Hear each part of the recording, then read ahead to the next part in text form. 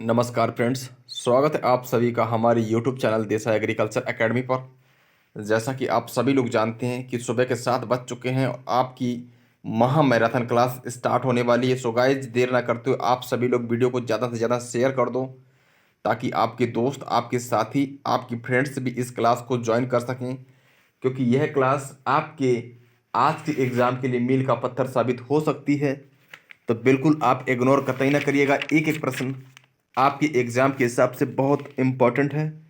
जैसा कि आपके एग्ज़ाम में बहुत बहुत कठिन कठिन सवाल आपसे पूछे जा रहे हैं, इसलिए एग्ज़ाम में कतई लापरवाही ना बरतिए। अच्छे से तैयारी करिए और अच्छे से तैयार होके ही जाएं, आप अपना एग्ज़ाम दें ताकि आप एक अच्छा स्कोर खड़ा कर सकें और एक अच्छे मार्क्स के साथ आप बीएससी एजी फर्स्ट सेमेस्टर की परीक्षा को पास कर सकें।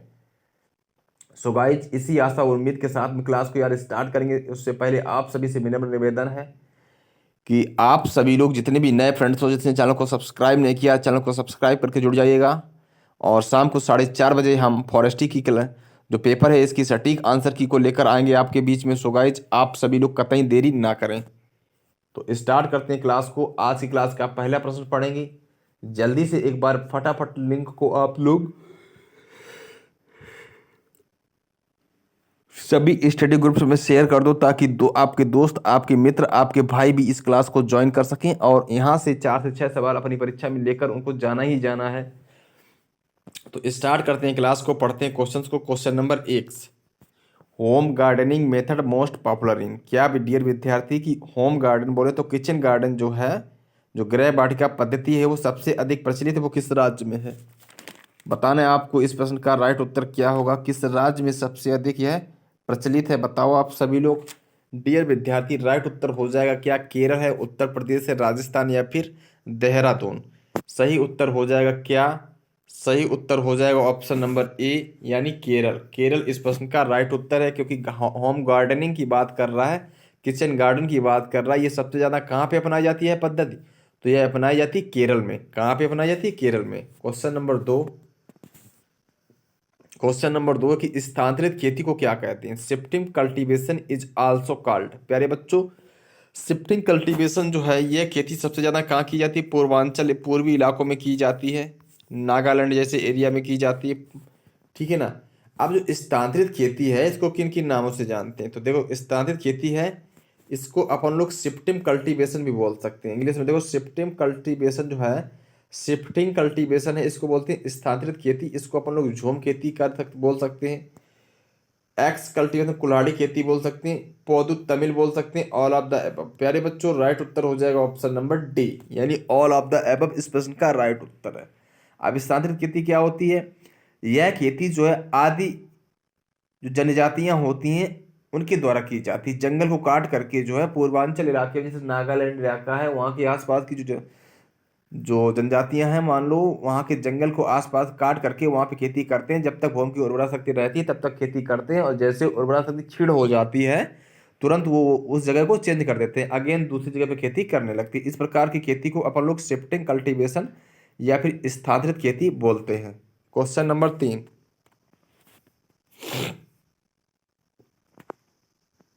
प्रश्न है कि taungya cultivation most popular in. जो टोंगिया कृषि है, यह अधिक पॉपुलर है कहाँ पे, किन क्षेत्रों में अधिक पॉपुलर है? तो सबसे पहली बात, टोंगिया जो कृषि है, जो कृषि की टेक्निक है, टोंगिया विधि है, उत्तर प्रदेश, राजस्थान, पहाड़ी क्षेत्र, उपरोक्त कोई नहीं। तो प्यारे बच्चों, जो पहाड़ी क्षेत्र होते हैं, जैसे म्यांमार व बर्मा इलाका होते हैं, यहाँ पे टोंगिया विधि के द्वारा खेती की जाती है। टोंगिया पद्धति की उत्पत्ति हुई थी भाई, कहाँ से हुई थी? तो ये हुई थी म्यांमार से, इसलिए राइट उत्तर जाएगा ऑप्शन नंबर बी के साथ में। तो एक एक प्रश्न को अच्छे से याद करना, आपके एग्जाम में आपको बहुत ज़्यादा हेल्प मिलने वाली है। So guys, question number 5, rising up tree for fuel, boots, fodder ETC is called. क्या बच्चों? ईंधन की लकड़ी, चारा आदि के लिए पेड़ लगाना क्या कहलाता है? ईंधन की लकड़ी, चारा आदि के लिए पेड़ लगाना क्या कहलाता है? Rising up tree for fuels, boots, fodder etcetera is called. इसको क्या बोलते हैं? बताएं इस प्रश्न का राइट उत्तर क्या होगा। Urban forestry, agro forestry, social forestry या फिर रूरल फॉरेस्ट्री? प्यारे बच्चों, राइट उत्तर जाएगा ऑप्शन नंबर बी के साथ में। मूव ऑन करते हैं प्रश्न नंबर 6 की तरफ। Rural population has burn cow dung cake about million ton for making their food. ग्रामीण आबादी अपना खाना बनाने के लिए जो गाय की गोबर उबल जाते हैं उसका कितने मीट्रिक टन है, तो यहाँ पे 150 metric ton. Option number A यहाँ पे राइट उत्तर हो जाएगा। सही उत्तर जाएगा ऑप्शन नंबर ए के साथ में। क्वेश्चन नंबर 7, शेल्टर बेल्ट क्या क्या डियर विद्यार्थी, shelter belt is the belt of trees और shrubs maintained for the purpose of shelter from wind and storm, precipitation, shelter for animals, shelter for birds. प्यारे बच्चों, इस प्रश्न का राइट उत्तर क्या होगा? आश्रय पट्टी पेड़ या झाड़ियों की पंक्ति होती है जिसे आश्रय के प्रयोजन के लिए बनाए रखा जाता है, तो आंधी एंड तूफान से बचाने के लिए, इसलिए ए ऑप्शन से राइट है। Question number next, hedge row intercropping is also called. जो हेज रे इंटरक्रॉपिंग है, हेज रो जो इंटरक्रॉपिंग है उसको किस नाम से जानते हैं? तो प्यारे बच्चों उसको जानते हैं गलियारा खेती के नाम से जानते हैं। किस के नाम से जानते हैं? गलियारा खेती, अर्थात एले क्रॉपिंग के नाम से जानते हैं। नेक्स्ट नेक्स्ट है CAFRI।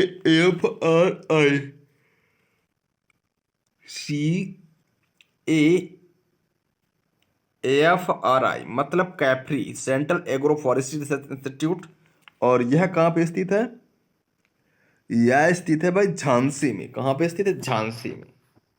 यह स्थित है झांसी में। झांसी में IGFRI मतलब Indian grassland and fodder research institute, भारतीय चारागाह एवं चारा अनुसंधान संस्थान भी कहाँ पे? झांसी में है। और central agro forestry research institute ये भी कहाँ पे? झांसी में। इसलिए ऑप्शन सही हो जाएगा सी। बढ़ते हैं प्रश्न नंबर नेक्स्ट की तरफ।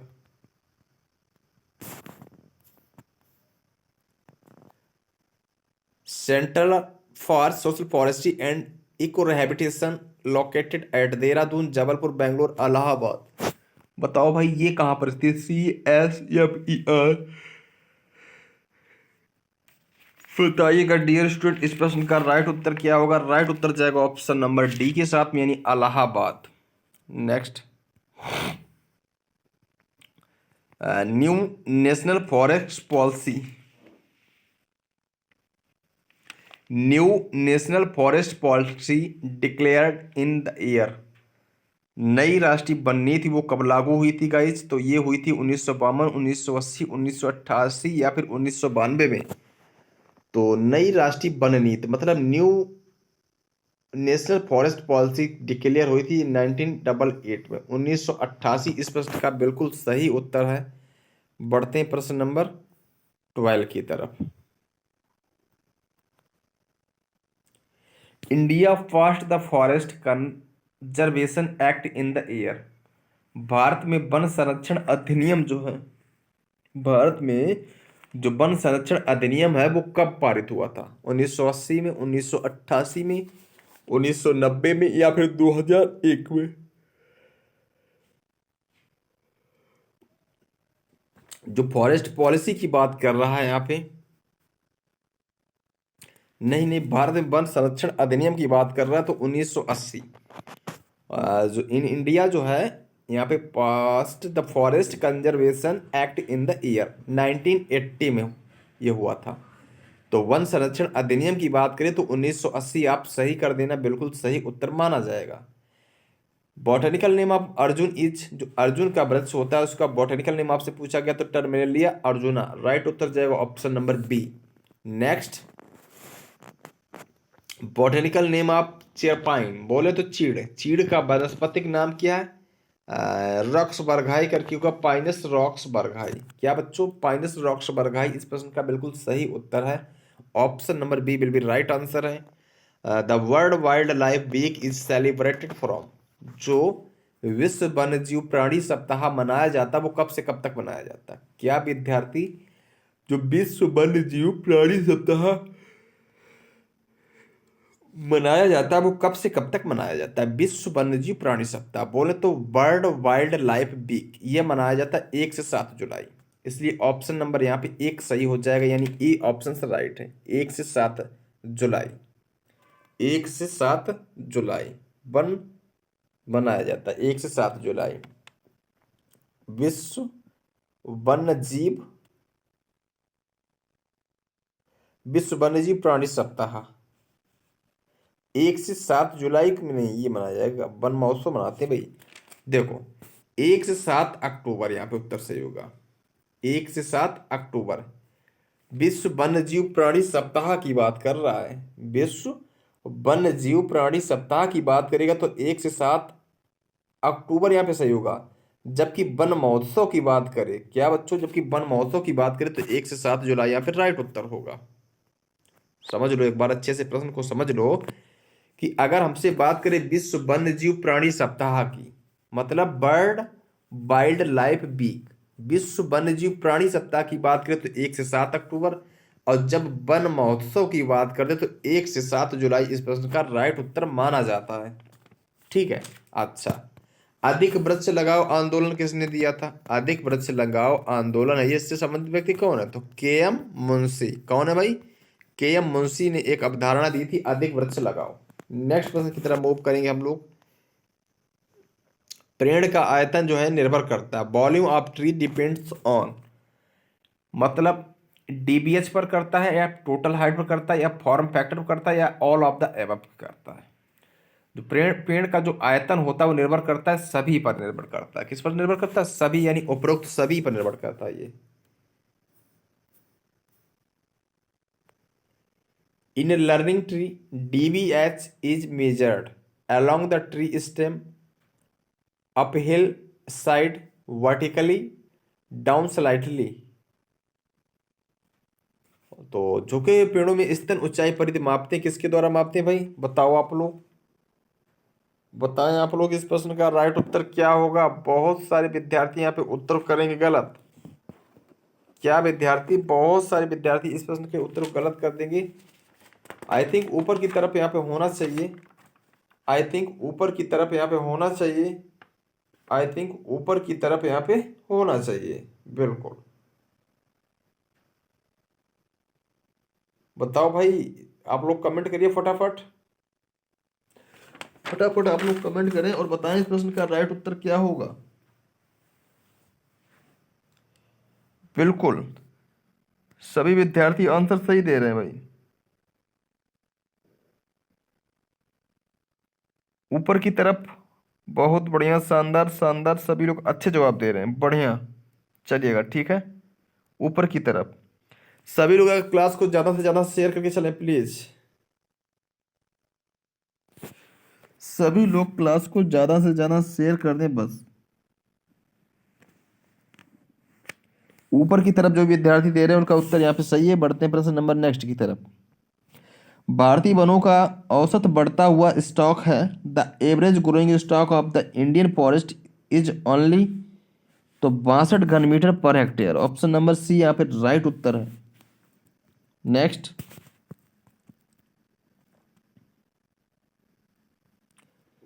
इन single pole methods length of the pole is use to measure tree height is, एक पोल विधि में पेड़ की ऊंचाई मापने के लिए पोल की लंबाई क्या होती है? पोल की जो लंबाई है डियर विद्यार्थी वो होती है 1.5 मीटर। नेक्स्ट है कि diameter of tree can be measured by, जो ट्री का डायमीटर है वो किसके द्वारा मेजर किया जाता है? हेप्सोमीटर, कैलिपर्स, पोल, या फिर सेंटोमीटर। 21 का राइट उत्तर क्या होना चाहिए? आप लोग एक बार फटाफट बता दें। कैलिपर्स, जो भी विद्यार्थी यहाँ पे कैलिपर्स दे रहे हैं उनका उत्तर यहाँ पे बिल्कुल सही है। ऑप्शन नंबर बी बिल्कुल सही है। Question number 22, shadow method is a method of tree height measurement of, जो छाया विधि एक पेड़ की ऊंचाई मापने की विधि है वह जो है कैसी है? आंख से देखकर है, गैर यांत्रिक विधि, यांत्रिक विधि, उपरोक्त सभी। तो यह विधि कैसी भाई? उपरोक्त सभी, मतलब यांत्रिक विधि हो सकती है या नहीं? जल्दी बताओ, फटाफट कमेंट करिए आप सभी लोग। यांत्रिक विधि, बहुत बढ़िया। उपरोक्त सभी नहीं होगी, यांत्रिक विधि यहाँ पे सही उत्तर है। सभी नए फ्रेंड चैनल को सब्सक्राइब कर लें प्लीज। आपसे सभी से हाथ जोड़कर रिक्वेस्ट है भाई, चैनल को सब्सक्राइब कर लें और वीडियो को लाइक कर दें, साथ ही साथ क्लास को शेयर करें ताकि आपके दोस्त भी जुड़ सकें। मज़ा नहीं आ रही, बहुत कम बच्चे जुड़े हैं अभी क्लास में। भाई मज़ा नहीं आ रही, बहुत कम विद्यार्थी क्लास में जुड़े हैं। सो गाइस, देर ना करते हुए क्लास को एक बार फटाफट शेयर कर दो हर जगह पे, ताकि आपके दोस्त, आपके साथी, आपके भाई भी इस क्लास को ज्वाइन कर सकें, ताकि वो भी कुछ अच्छा स्कोर खड़ा करें, कल के आज के पेपर में जो है अच्छा स्कोर खड़ा करें। पेड़ की आयु निर्धारित करने के लिए प्रयोग किया जाने वाला उपकरण है the instrument use to determine the age of a tree.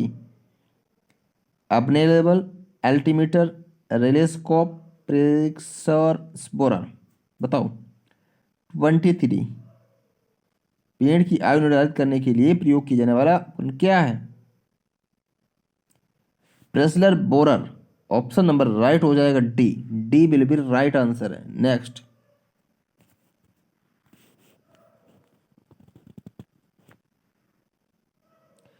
Instruments not use for height measurement of a tree. एक पेड़ की ऊंचाई नापने के लिए प्रयोग नहीं किया जाने वाला उपकरण है, वो क्या है? बताओ आप लोग। हिप्सोमीटर, एवरेज लेवल, हागा अल्टीमीटर या फिर डेंड्रोमीटर। तो पेड़ की ऊंचाई नापने के लिए इन तीनों का प्रयोग किया जाता है, लेकिन डेंड्रोमीटर का नहीं किया जाता। तो राइट उत्तर जाएगा डेंड्रोमीटर के साथ में। ऑप्शन नंबर 25 की तरफ क्वेश्चन नंबर 25 पढ़ेंगे हम लोग। The distance between ground surface of a tree to crown height is called. एक पेड़ की जमीन की सतह से छत्र की ऊंचाई के बीच की दूरी को क्या कहते हैं? बोल हाइट बोलेंगे, ट्रंक बोलेंगे, स्टेम बोलेंगे या बटरेस बोलेंगे? उसको अपन लोग बोल देंगे क्या? बोल हाइट, यानी ठूठ ऑब्लिक बोल ऊंचाई बोल देंगे। ऑप्शन नंबर ए यहाँ पे राइट है। Question number next. In forest mensuration the basic unit used for tree volume is meter, square meter, cubic meter, all of the above।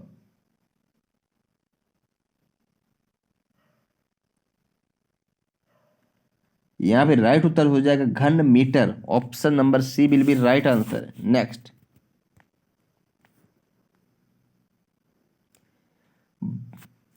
In India the DBH is measurement at height of. भारत में स्तन ऊंचाई परिधि पेड़ पर मापते हैं। तो 1.37 मीटर, 1.30 मीटर, 1.40 मीटर या 1.67 मीटर। प्यारे बच्चों, 1.37 मीटर यहाँ पे बी ऑप्शन से राइट है। काफी अच्छा प्रश्न है ये आपके एग्जाम के हिसाब से। Question number 28। Examples of silvopastoral system is. वन चारागाही प्रणाली का उदाहरण है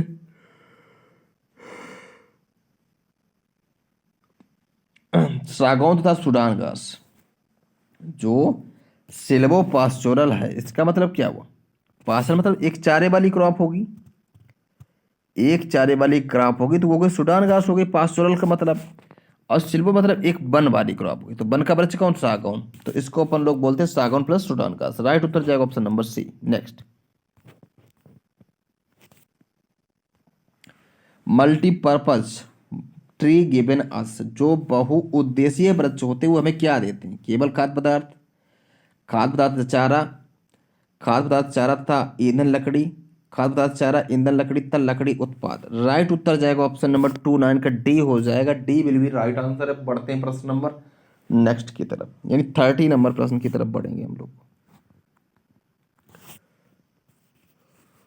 ए plant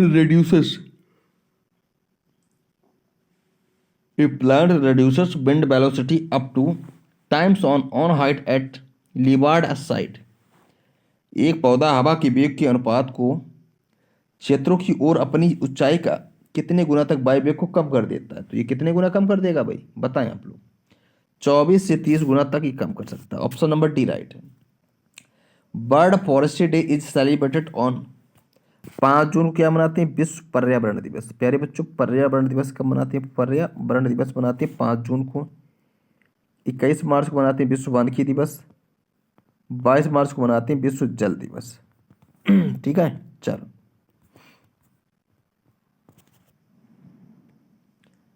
in India at present forest cover is about percentage. Bharat में जो है वन आच्छादन का कितना क्षेत्रफल है? प्रेजेंट टाइम का अगर बात की जाए तो 24%, 5%, 24.5% के आसपास वन आच्छादित क्षेत्र है। क्षेत्रफल के हिसाब से बात की जाए या एरिया के हिसाब से बात की जाए, सर्वाधिक वन किस राज्य में है? मध्य प्रदेश में है। प्रतिशत के हिसाब से बात की जाए वन कहाँ पे ज़्यादा है, तो मिजोरम में है। और एक अचानक वृद्धि जो हुई वनों में वो हुई है कर्नाटक में। तो ये कुछ ऑप्शंस थे, इन प्रश्नों को भी आप अच्छे से याद करके चलना है आपको, ठीक है ना, बिल्कुल। और जो 24.56% आपको वन मैंने बताए हैं, 24.56% आपको वन बताए हैं, ये FRI की रिपोर्ट के अकॉर्डिंग है। तो फॉरेस्ट रिसर्च इंस्टीट्यूट, इसका मुख्यालय कहाँ पे स्थित है? इसका मुख्यालय स्थित है देहरादून में स्थित है। और प्रत्येक 2 वर्ष के अंतराल पर यह रिपोर्ट हमेशा निकालता रहता है। तो 2019 के अकॉर्डिंग रिपोर्ट हमने आपको बताई है कि 2019 के हिसाब से जो है क्षेत्रफल कितना है वनों के अंतर्गत? 24.56%। बढ़ते हैं प्रश्न नंबर नेक्स्ट की तरफ। चैंपियन, क्या प्रश्न है आपके सामने? काफी अच्छा प्रश्न है आपके सामने। चैंपियन एंड सेठ forest classification was given in year. Champion एवं सेठ ने वनों का वर्गीकरण किस वर्ष किया था? 1930, 1934, 1935 या फिर 1968 में? तो ये किया था 1968 में, इसलिए ऑप्शन नंबर डी यहाँ पे बिल्कुल सही है। नेक्स्ट,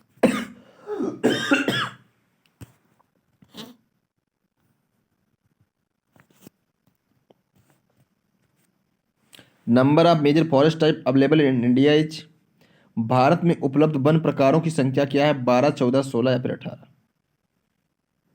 बताओ भाई, इस प्रश्न का राइट उत्तर क्या होगा? भाई भाई मेरे इस प्रश्न का राइट उत्तर क्या होगा?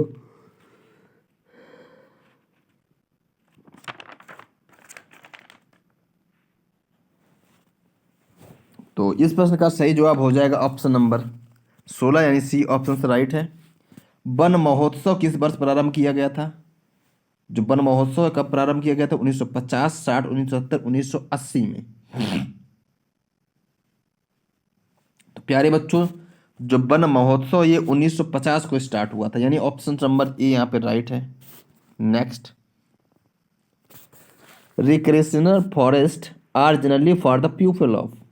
जो मनोरंजक वन है आमतौर पर किन प्रकार के लोगों के लिए होती हैं? ग्रामीण क्षेत्र वाले लोगों के लिए, शहरी क्षेत्रों के लिए, आदिवासी या पहाड़ी? तो बताओ इस प्रश्न का राइट उत्तर क्या होगा? आदिवासी क्षेत्रों के लिए होते हैं मनोरंजक वन। ऑप्शन नंबर सी राइट है। बढ़ते हैं प्रश्न नंबर नेक्स्ट की तरफ।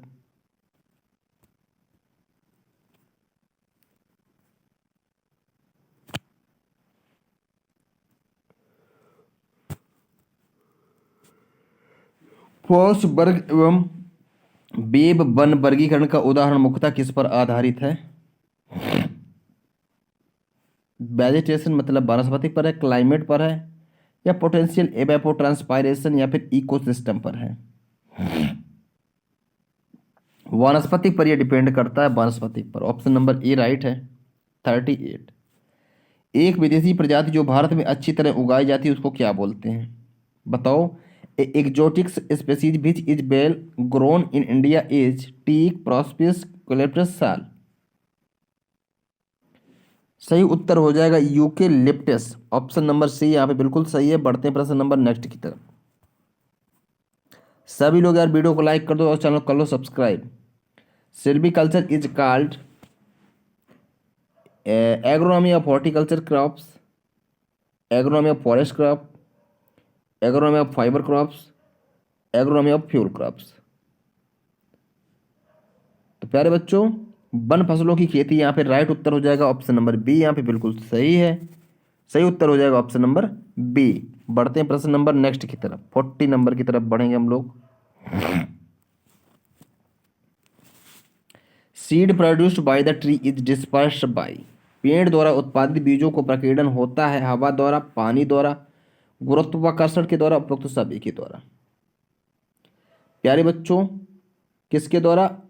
पेड़ द्वारा उत्पादित, यह होगा उपरोक्त सभी। राइट उत्तर जाएगा ऑप्शन नंबर डी। बढ़ते हैं क्वेश्चन नंबर 41 की तरफ।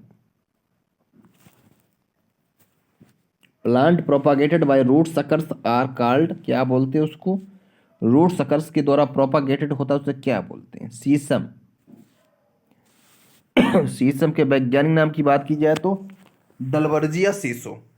जामुन के वैज्ञानिक नाम की बात की जाए सीजियम क्यूमी। सागौन को बोलते हैं टीक टेक्टोना ग्रैंडिस।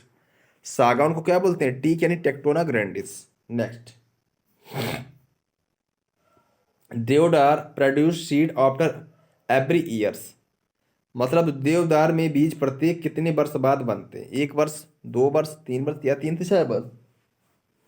बताओ भाई। राइट उत्तर सभी विद्यार्थी दे रहे हैं ऑप्शन नंबर डी, यानी 3 से 6 वर्ष का बिल्कुल सही जवाब है। Seed dispersal through gravity in species of. गुरुत्वाकर्षण द्वारा किस प्रजाति के बीजों का प्रकीर्णन होता है? सागौन का, अखरोट का, साल का या फिर बिलायती जूलिफोरा का? बताओ बच्चों, राइट उत्तर क्या होगा? 43 का अखरोट यहाँ पे अगर दिया गया तो ये बिल्कुल सही है। राइट उत्तर हो जाएगा ऑप्शन नंबर बी। बढ़ते हैं प्रश्न नंबर नेक्स्ट की तरफ।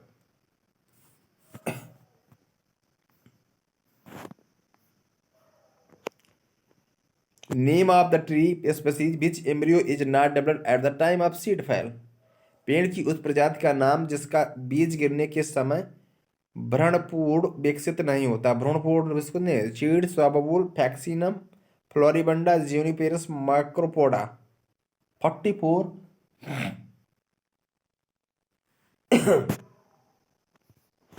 44 का डी ऑप्शन बिल्कुल सही है। डी ऑप्शन से यहाँ पे बिल्कुल सही है। Next,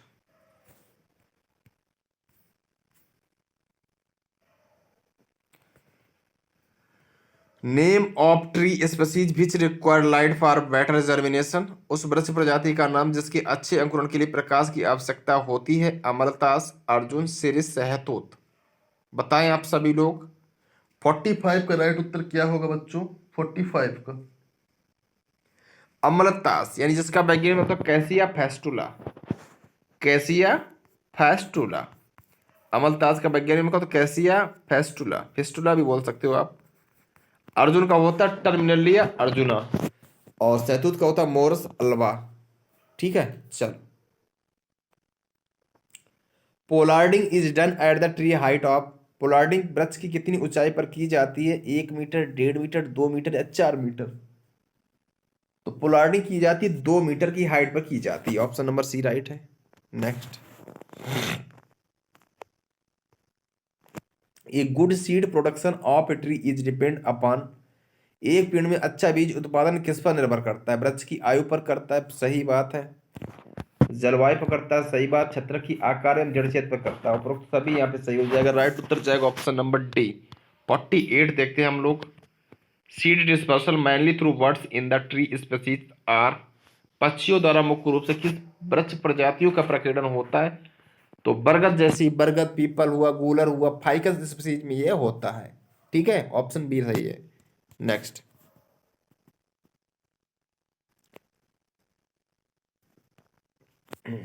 which external factor require for good seed transmission hours.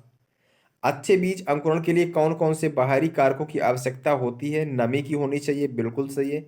तापमान एवं वायु की होनी चाहिए, सही है। प्रकाश की भी होनी चाहिए। तो उपरोक्त सभी यहाँ पे राइट उत्तर हो जाएगा। प्रश्न नंबर 50 की तरफ बढ़ते हैं हम लोग।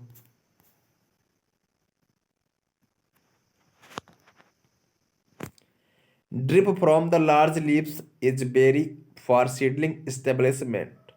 बड़े पत्तों से बूंद टपकाव पौधा स्थापना के लिए बहुत होता है, लाभदायक होता है, हानिकारक, तटस्थ? इनमें से कोई नहीं। तो बड़े पत्तों से बूंद टपकाव पौधा स्थापना के लिए बहुत ज्यादा लाभदायक होता है। ऑप्शन नंबर ए राइट है। Next,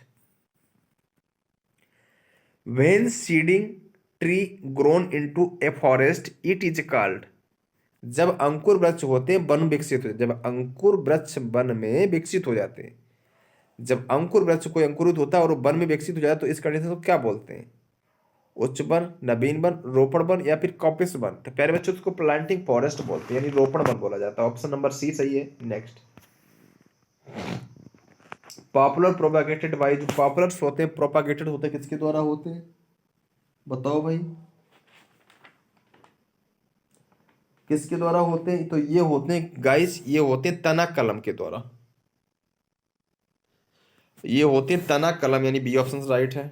next, most common disease found in nursery. ऐसी क्रॉप्स जिनकी नर्सरी तैयार करके जो है पौधे लगाए जाते हैं, उसमें मुख्य कॉमन बीमारी कौन सी है? तो अर्ध पतन होती है डैम्पिंग ऑफ, जो कि पिथियम वर्ग की फफूंदी के द्वारा होती है। तो डैम्पिंग ऑफ किसके द्वारा होती है? फफूंद के द्वारा। फफूंद का नाम क्या है? पिथियम। ठीक है।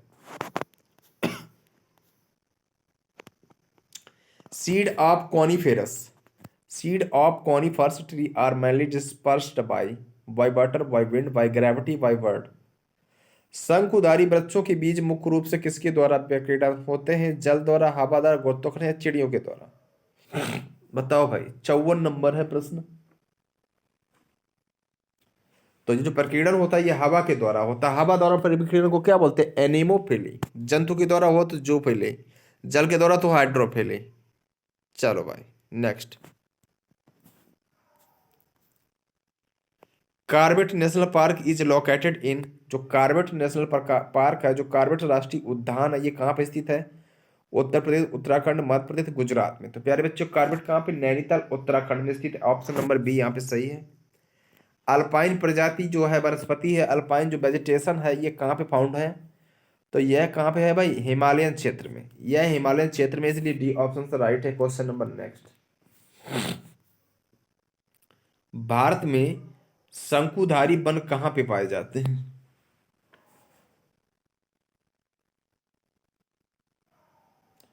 भारत में जो शंकुधारी वन कहाँ पे पाए जाते हैं? पूर्वी घाट, पश्चिमी घाट, अंडमान में या फिर हिमालयन में? प्यारे बच्चों कहाँ पे पाए जाते हैं? हिमालयन में। नेक्स्ट है कि tending operation consist of weeding, cleaning, thinning, all of the above. जो टेंडिंग ऑपरेशन होता है किसमें कंसिस्ट होता है? तो ये सभी में होता है। तो ऑप्शन नंबर डी यहाँ पे राइट उत्तर हो जाएगा। Question number 59। शंकुधारी वृक्षों की निचली शाखाओं को काटकर हटाने को क्या बोलते हैं? क्या है प्रश्न कि removal of lower branches by cutting in conifers tree. जो शंकुधारी वृक्ष होते हैं उनकी निचली शाखाओं को काट के हटा दें तो उसको क्या बोलते हैं? प्रूनिंग, ब्रैसिंग, थिनिंग या फिर कटिंग? क्या बोलेंगे इस प्रश्न को?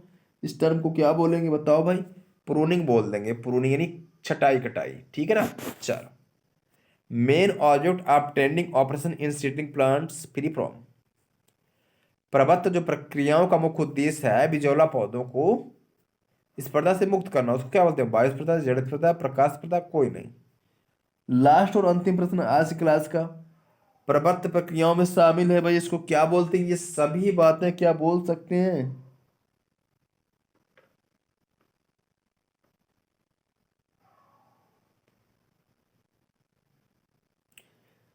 तो भाई इसको बोल सकते हैं जड़ स्पर्धा, यानी ऑप्शन नंबर बी राइट है।